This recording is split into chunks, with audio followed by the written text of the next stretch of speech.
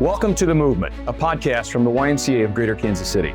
Here we share real stories of how our community connects through youth and family development, healthy living programs, and social responsibility campaigns. Our goal is to connect the Kansas City community to the people and stories shaping and building a stronger and better future. From early learning to teen leadership, from senior support to neighbors helping neighbors, this is where Kansas City comes together. You're listening to The Movement, the why, where Kansas City connects.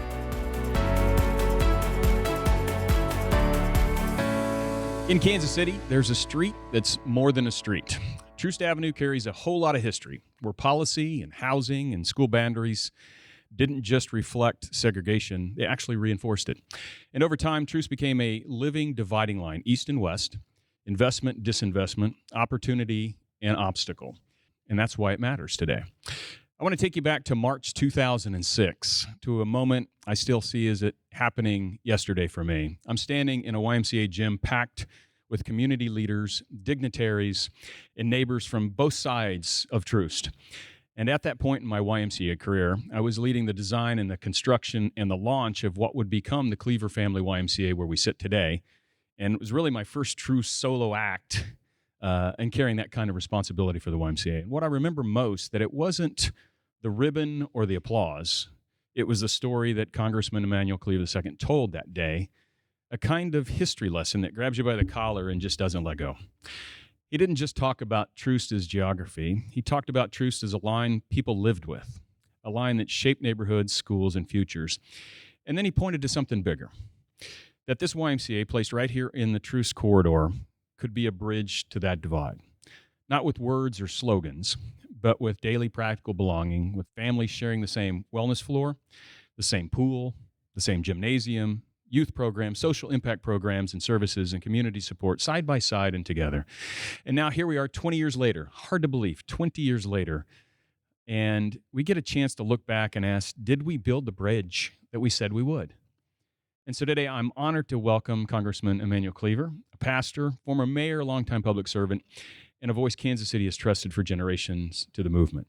And because it's Black History Month, we're going to step back and look at the story behind the leader, his faith journey a little bit, his experiences that have shaped him, his time as mayor, if we can get into that, his work in Congress, and what he believes Kansas City still needs to become, and what it will take for our next chapter to be defined not by a dividing line, but by connection. Congressman Cleaver, welcome to the movement. Good to be here. Awesome. We're truly blessed to have you. So maybe we just jump right in, talk a little bit about roots and community and the formation. And I know you were born in Texas. You ended up in Missouri. What brought you to Kansas City? It's weird. I was hoping when I first went off to college that I'd someday end up in the NFL. Had an ACL and transferred from Murray State to HBCU, Prairie View A&M, just outside of Houston. And one day I'm sitting in the student union on the campus of Prairie View, and a guy walks in and he says, I'm down here trying to recruit some seniors who might want to come to Kansas City to work for Bendix, Bendix Corporation. And he said, what are you going to do? And I said, well, I don't know. And he said, well, you're the guy we need to talk with. So his name was Don Blakely. And we went in a little room and sat down. He asked me a lot of questions. And he said, I want you to come to Kansas City and visit, see if you want to maybe work here at the Bendix Corporation. And if you like it and it likes you, we think this would be a good thing. So I went through the whole process, and I had never been to Kansas City, Missouri. And so I went to Bendix and just ran into a guy who was from Prairie View. And he said, I'm looking for a roommate. I said, no, you're not. You just found him. So yeah. I moved in with him on 30th and Tracy, 1 block off Troost. Wow.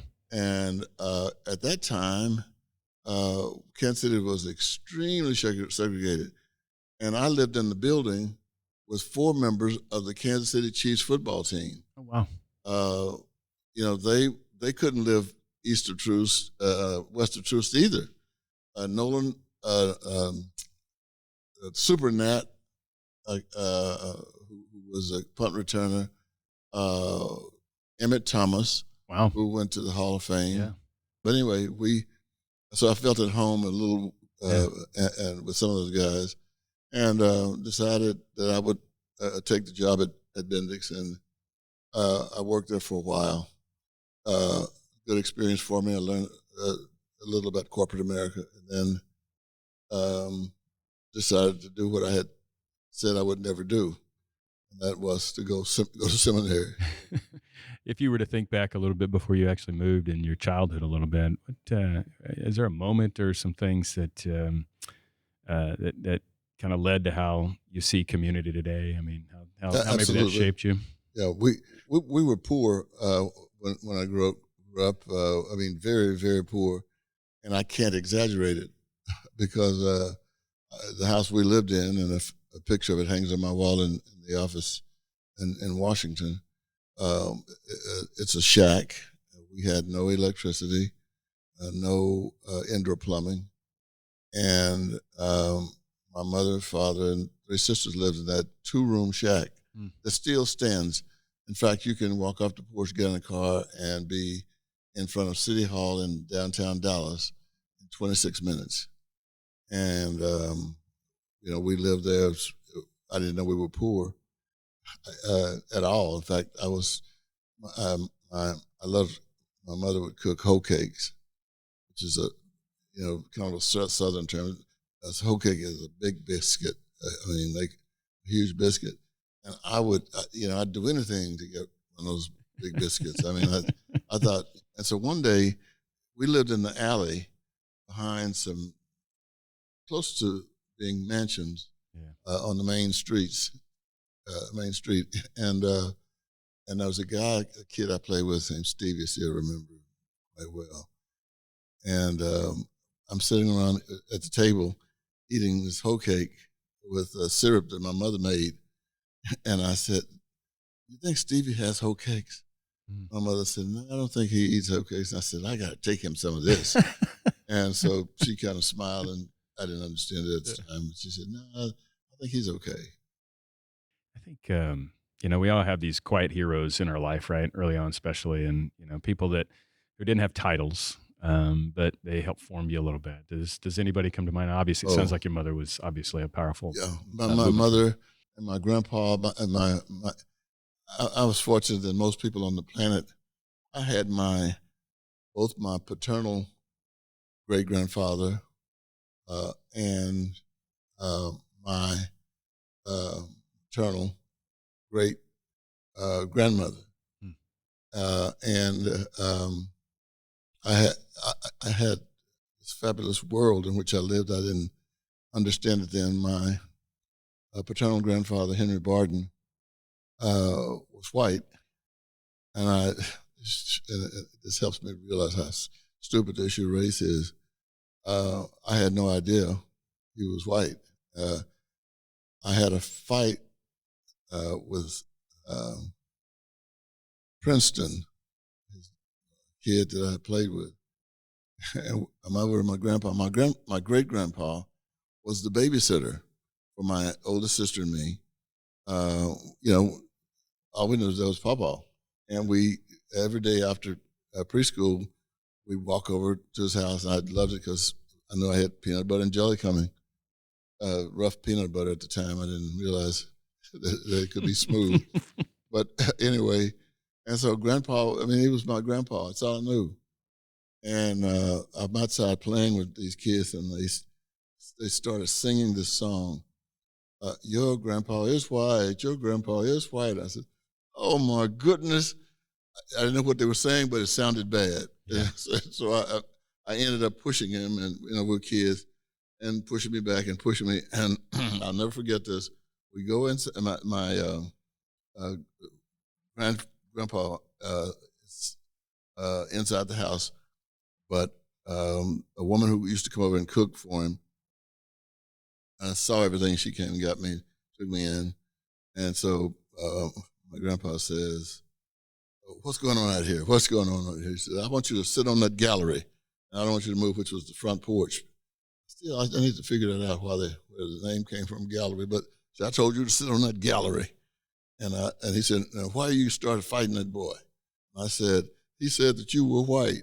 And my grandpa almost fell out of his chair laughing. And I'm thinking, I just almost had a fight and you're laughing. I didn't say that, of course. Yeah. Not the grandpa. Yeah, I wouldn't be here today.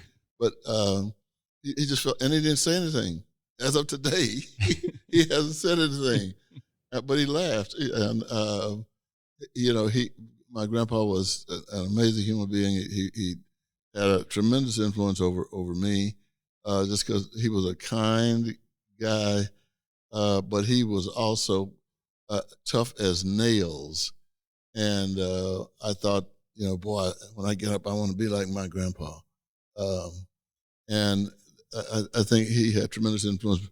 My mother was also an influential person because she was doing civil rights before civil rights became a thing. And one day she went to the drugstore.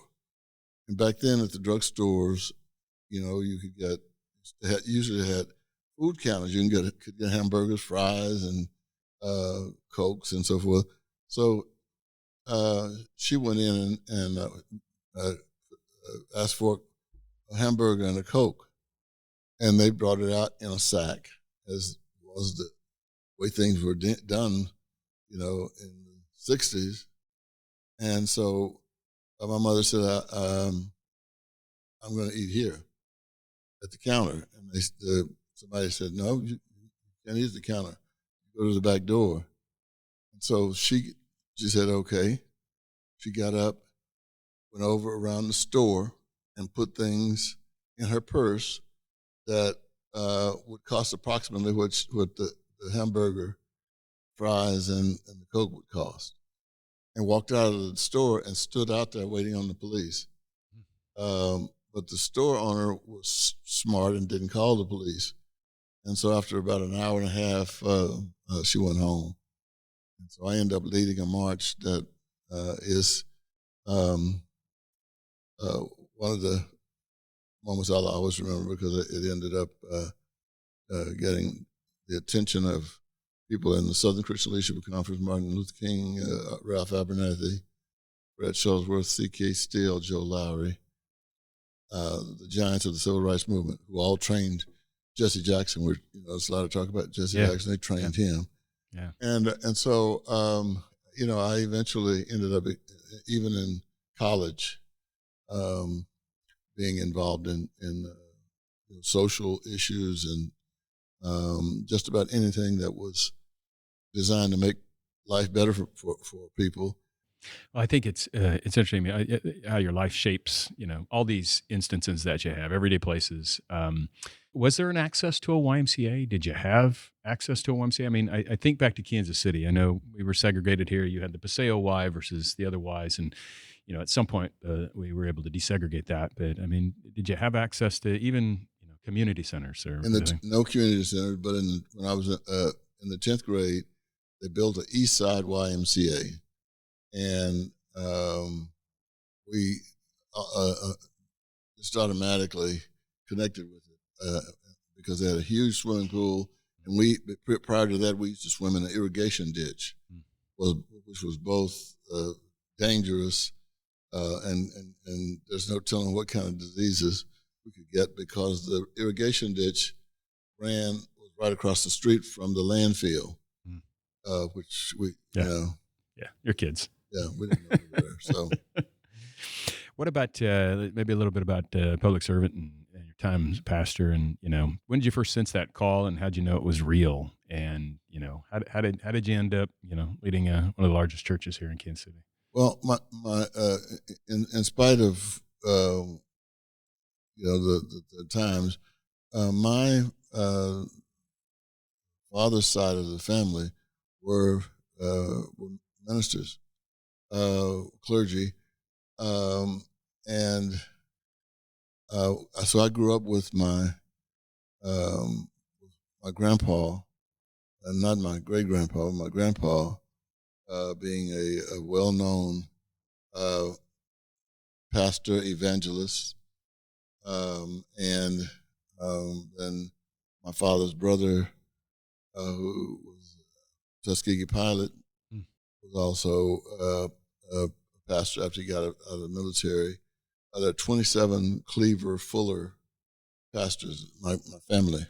Bishop Luther Cleaver, Uncle Luther, who was in San Francisco. Nancy Pelosi likes to talk about his influence in San Francisco. So I grew up in the church.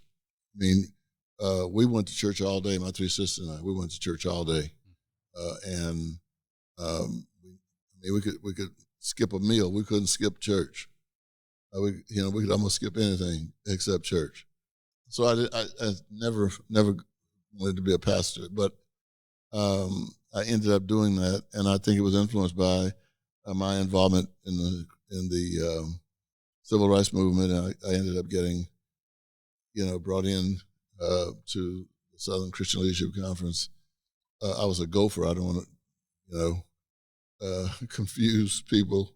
I was around giants, and one of whom died yesterday morning, and I was fortunate to know all of these giants, and all of them, helped shape my theology, and they all were activists.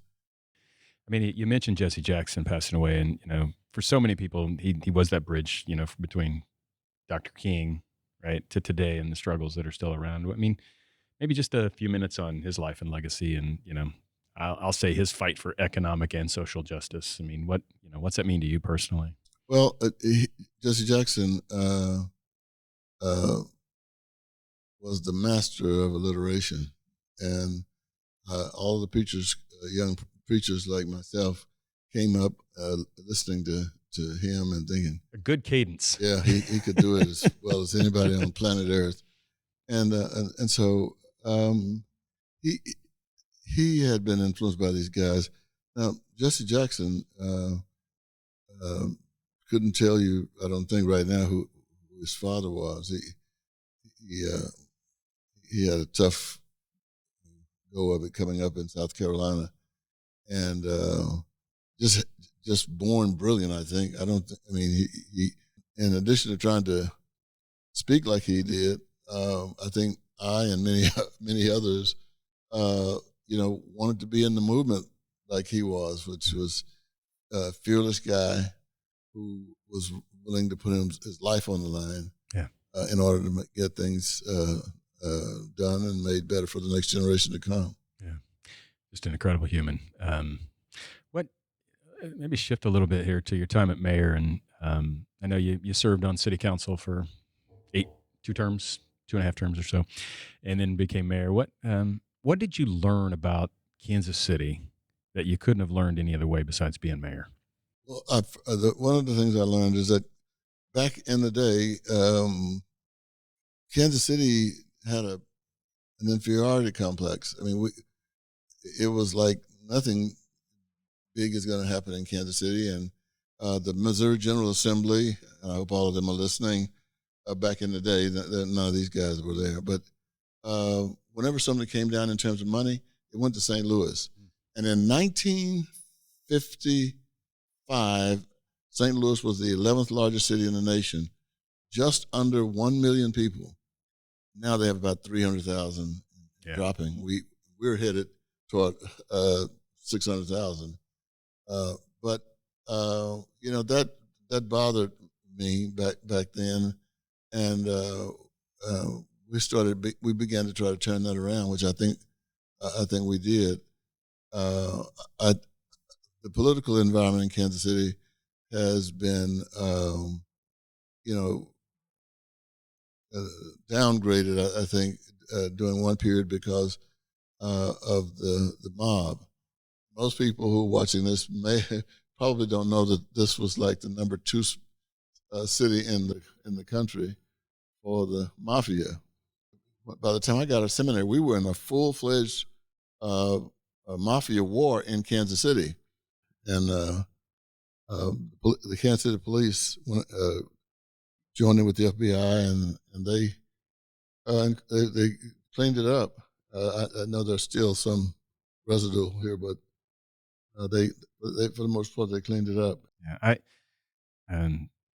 just the history and the legacy of the city is incredible. I think there's even I've watched most recently one of the seasons of Fargo where they kind of played back and forth a little bit between some of that what you were talking about. I'd like to talk a little bit about Troost. You've called it the dividing line in Kansas City and its story. What do you want people to understand about how that line was created and why it still matters today? Well, Troost Avenue is a 10.5-mile road that runs through the community. And when it was segregated, which was, after pretty much after the city moved off of the river, the African Americans lived on the east side, and they had to be at a point where they could say to African Americans, you can't come past this point. And in Kansas City, it was Troost. And probably because the African Americans were moving to be around other African Americans, and so the area around Troost became predominantly African American. But they also had a southern boundary, which was 27th Street. African Americans couldn't live past 27th Street. When I moved here in 1970, they were just moving past 27th Street. And so, we had strong segregation built around Troost. It was the Mason-Dixon line. It was everything ugly in terms of separating human beings from human beings, and it did enormous damage. The good news is we started back, when I was mayor, with great intentionality. We said, hey, we're going to erase this line, and we started doing it and getting things changed, because by then, by the early 1990s, all of the stores, even those past 27th Street, had gone. And so there was nothing but empty buildings, burnt out buildings, homeless individuals, and nobody would black or white, or would want to live or for that matter walk down Troost.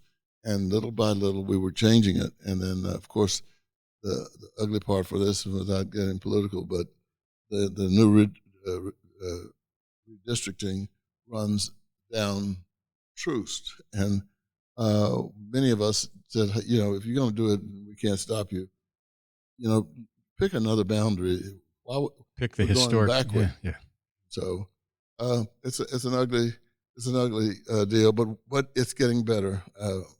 I'm hoping that we can continue to move southward in terms of cleaning up Troost. Yeah, we sit again here at the Y, and 20-year-old conversation about the Y being that bridge, and we look at least from the perspective and how we see the Y in the community. It's that third place, right? You've got home, and you've got work, and you got church, and you've got these places, but the Y being a safe place to connect and belong. And we've been blessed to have you the last couple of years show up here on one of the biggest days of the year. We have projects and community support, community perk services on MLK Day here at the Y, and we have 700 volunteers, and you come walking through the door.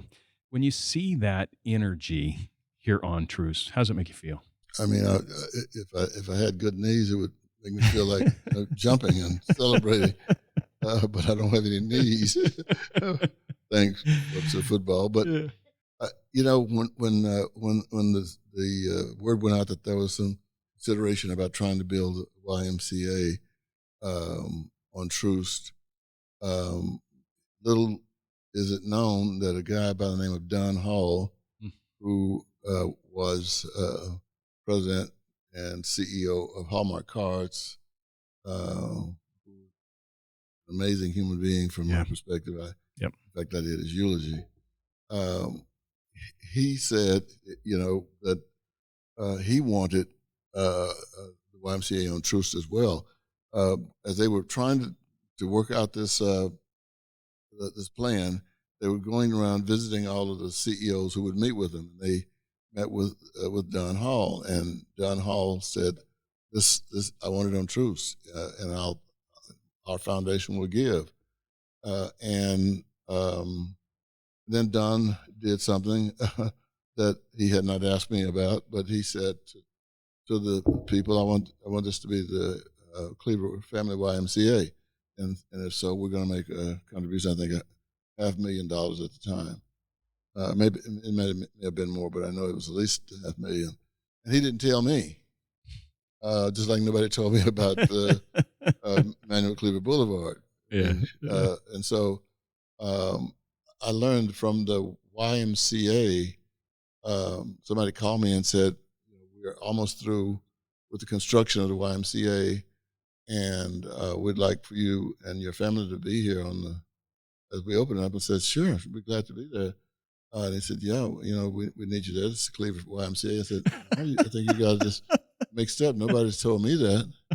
And so, and the thing that I loved about Don Hall and his family is that their social consciousness. I mean, he wanted intentionality. Troost, because this helps erase it, and it has become a bridge. All you have to do is look at the people in this thing. One of the reasons I like to come in is, this is not a black YMCA. It's not a white YMCA. It's a YMCA, and I can get emotional over the fact that that the people come here, nobody's looking around and saying, oh, there's a white person, there's a black person. I mean, they come in to exercise, to swim, whatever. To connect, yeah, right? just to sit around. And looking around here, because I know some of these people, It took us 20 minutes to get you to the room here. Well, I just saw one a person I know who just said, I come up here all the time. I come up here all the time. Edna Copeland. And it's for me, just just an old preacher. It's a moving experience for me to walk in and see all these people and know that we have erased color on this block and probably on blocks nearby, and our children and their children will benefit by the wisdom and racelessness of some of our corporate leaders. Those are powerful words. Thank you for saying that. When it's all said and done, what do you want your legacy to be? Not in titles, but what impact? That I loved my family, and as the Godfather said in the movie, maybe too much of my kids. But I really tried to make the community better. That I hope I have left a fingerprint at least, and that people in Kansas City in years to come will continue to build on what others have done, as I did, and that Kansas City. This could be one of the most majestic places on this planet, because we're right in the middle. We're within 500 miles of the geographical center of the United States, and companies come here because they want to be able to relate to the East and the West Coast without time killing them. Two different time zones from the East Coast to California, and so we I could even say God's blessed us to be in this spot, and if we take advantage of it and love each other and continue to work together, there's no telling what we can do in this community. I think the world is coming to Kansas City with the World Cup, and I think people are going to leave this place going and say, "Oh man, I never heard about this Kansas City place," but oh man, because that's what happens when people come here. And I think I hope I can, or my children will be able to say, their children, our dad had a little to do with it. They will. Congressman, thanks for sharing your faith journey, your public service story with us, your call for a better Kansas City, especially during Black History Month, when we reflect on truth, resilience, and the work still in front of us. If this conversation moved you, share it with someone who cares about Kansas City. and then go do one small thing this week that brings people together. I'm Mark Hulet. This is The Movement, The Why, where Kansas City connects. Stay motivated, stay connected, and keep moving forward with us in the movement. Together, we're building a stronger community, one story at a time. Amen. Thank you for joining us on The Movement. If today's conversation inspired you, connect with your local YMCA and explore all the ways you can get involved in your community. Together, we're building stronger families, healthier lives, and a more connected Kansas City. The Why, where Kansas City connects. Thank you for listening to The Movement.